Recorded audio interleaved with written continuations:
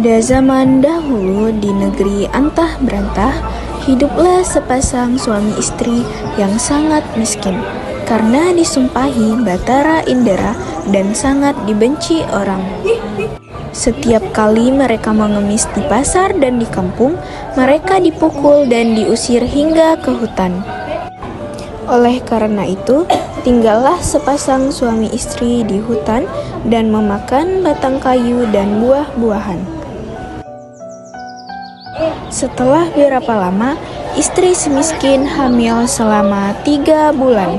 Sang istri ingin sekali memakan buah mangga yang ditanam di taman raja.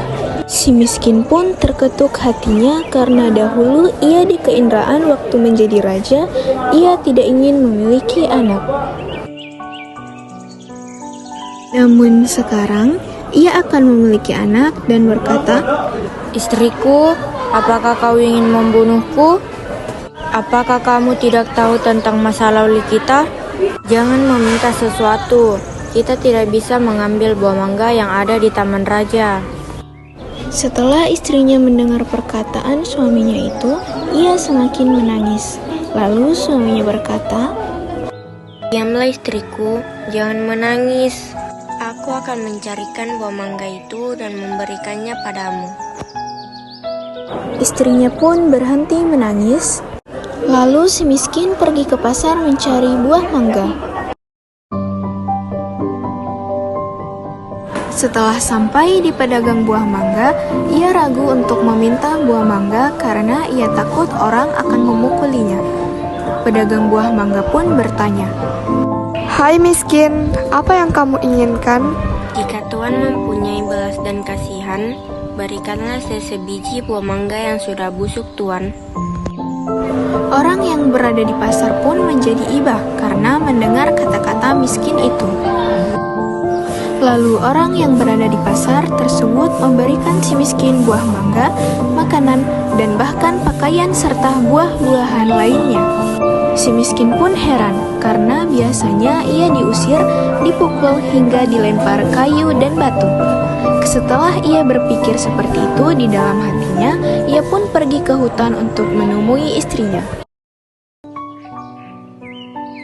"Istriku, ini buah mangga, pakaian, dan beberapa buah-buahan." Kemudian istrinya menginjak-injak apa yang diperoleh si miskin tersebut sambil menceritakan apa yang terjadi.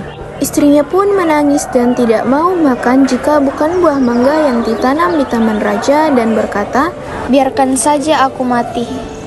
Si miskin pun sangat terpukul melihat perbuatan istrinya.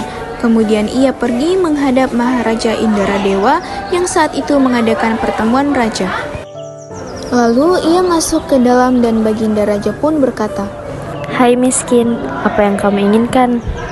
Si miskin pun menjawab sambil bersujud, "Tuanku, ampunilah hamba. Hamba datang ke sini ingin meminta buah mangga yang sudah jatuh ke tanah, Tuanku."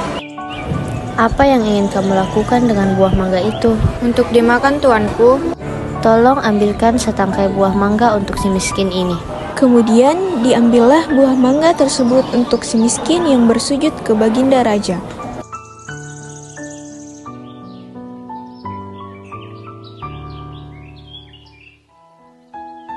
Setelah itu si miskin pun berjalan pulang ke rumahnya.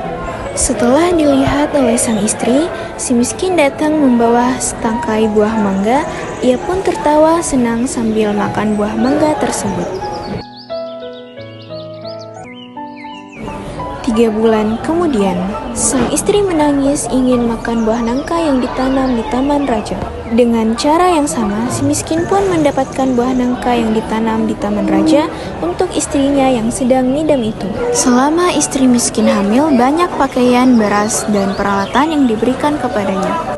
Pada waktu yang baik dan tepat, pada malam hari 14 bulan itu, bulan bersinar terang. Kemudian pada waktu itu juga istri si miskin melahirkan seorang anak laki-laki yang sangat baik dalam penampilan dan tampan. Anak itu diberi nama Marakarma yang artinya anak di dalam kesulitan. Dan takdir Allah melimpahkan kepada hambanya, si miskin pun menggali tanah untuk membuat tempat tinggal untuk keluarganya.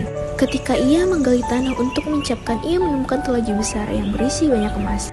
Istrinya pun datang untuk melihat dan berkata, Emas ini tidak akan habis sampai anak cucu kita, suamiku. Ia pun menjadi kaya dan membeli barang-barang kebutuhannya seperti kendi, utar-utar, pelana kuda, keris, dan sebagainya. Setelah kembali dari membeli barang-barang tersebut, ia mandi dengan air jeruk nipis, menimang anaknya dan berseru, Jika engkau sungguh-sungguh anak dewa yang ingin menerangkan wajah ayahanda ini, biarkanlah negeri di hutan ini menjadi negeri yang lengkap dengan kota, perit, dan istana serta menteri, rakyat, dan semua raja-raja besar. Terkabullah permintaan itu dan si miskin menjadi raja dan berganti nama menjadi Maharaja Indra Angkasa. Dan istrinya berganti menjadi Ratna Dewi dan negeri itu dinamakan Puspasari.